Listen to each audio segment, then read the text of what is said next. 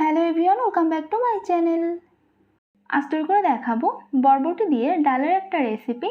এটা আপনারা ভাত বা রুটি যে কোনো কিছুর সাথে পরিবেশন করতে পারবেন। চলুন রেসিপিটা দেখে নিই।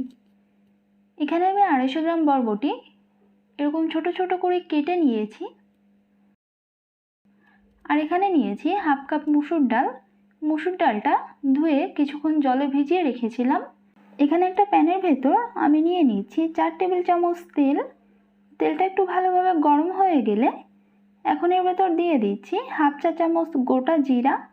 জিরাটা কয়েক সেকেন্ড নেড়ে চেড়ে একটু ভেজে নিচ্ছি।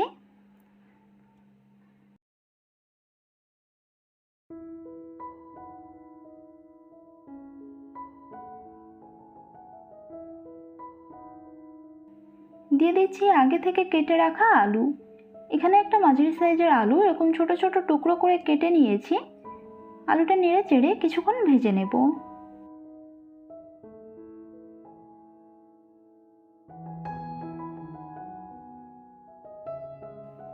এর ভেতর সামান্য একটু লবণ দিয়ে দিচ্ছি।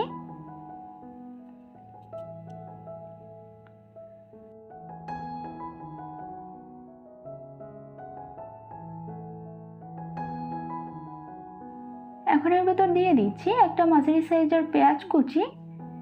পেঁয়াজটা আলুর সাথে নেড়ে চেড়ে ভেজে নেব।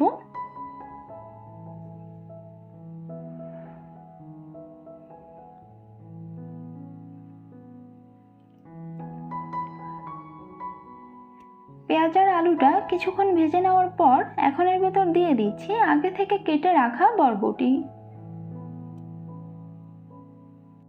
এই সব কিছু একসাথে মিশিয়ে নিয়ে এটা আবারও কিছুক্ষণের জন্য ভেজে নেব।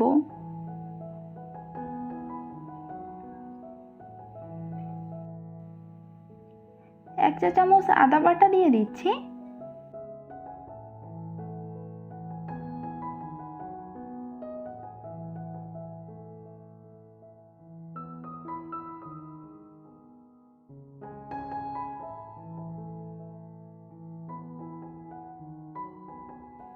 এখন এখানে দিয়ে দিচ্ছি আগে থেকে ধুয়ে রাখা ডাল।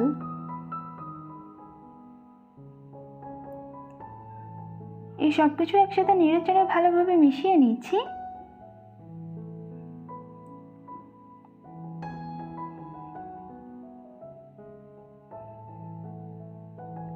দিচ্ছি হাফ চা চামচ জিরার গুঁড়া, হাফ চা চামচ হলুদের গুঁড়া, হাফ চা চামচ মরিচের গুঁড়া, পরিমাণ মতো লবণ। এই সব কিছু নেড়ে চেড়ে আবার ভালোভাবে মিশিয়ে নিচ্ছি।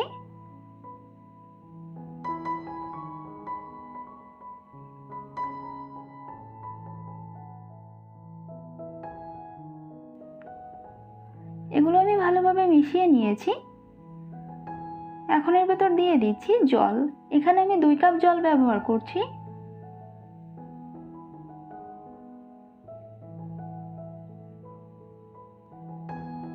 এটা নেড়ে চেড়ে একটু মিশিয়ে নিচ্ছি।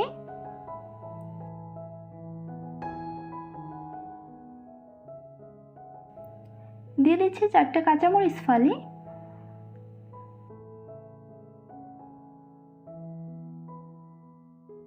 এখন এটা মিডিয়াম আঁচে ঢাকনা দিয়ে রান্না করব 5 থেকে 6 মিনিট। ফিরে আসছি 5-6 মিনিট পর। প্রায় 5-6 মিনিট পর ঢাকনাটা সরিয়ে নিচ্ছি। ডালটা ভালোভাবে সিদ্ধ হয়ে গিয়েছে আর আলুগুলোও ভালোভাবে সিদ্ধ হয়ে গিয়েছে।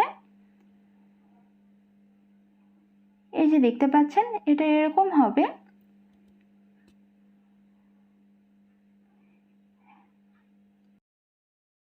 এটা এরকম একটু ঝোল থাকা অবস্থায় চুলার জালটা অফ করে দিতে হবে। এটা যখন একটু ঠান্ডা হয়ে যাবে তখন এর ঝোলটা আর একটু টেনে যাবে।